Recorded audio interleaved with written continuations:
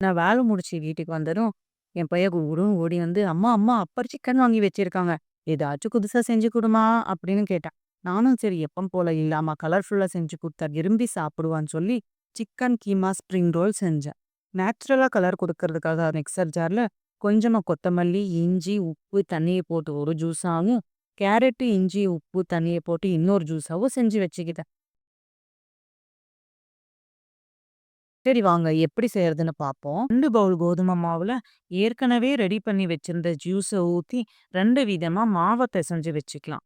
கீமா ப்ரிப்பரேஷனுக்காக கரம் மசாலா, உப்பு, காரப்பொடி, மஞ்சத்தூள், கஸ்தூரி மேத்தி தேவையான அளவுக்கு போட்டு கீமாவ மிக்ஸ் பண்ணி வச்சுக்கலாம். மிக்ஸ் பண்ண கீமாவ புடிச்ச ஷேப்ல ரோல் பண்ணி கொஞ்சம் கிறிஸ்பியா வரதுக்காக பிரெட் கிராம்ஸ மேல தூவி விட்டு கலர்ஃபுல்லான சப்பாத்திய ஸ்லைசஸா கட் பண்ணி கீமா மேல ஸ்ப்ரிங் டைப்ல ரோல் பண்ணி ஒரு சைடா வச்சுக்கலாம்.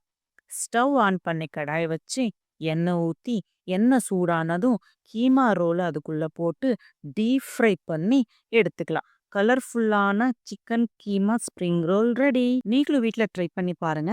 இந்த மாதிரி ஹெல்த்தியான கிட்ஸ் ஸ்நாக்ஸுக்கு எங்க சேனலை ஃபாலோ பண்ணி சப்போர்ட் பண்ணுங்க.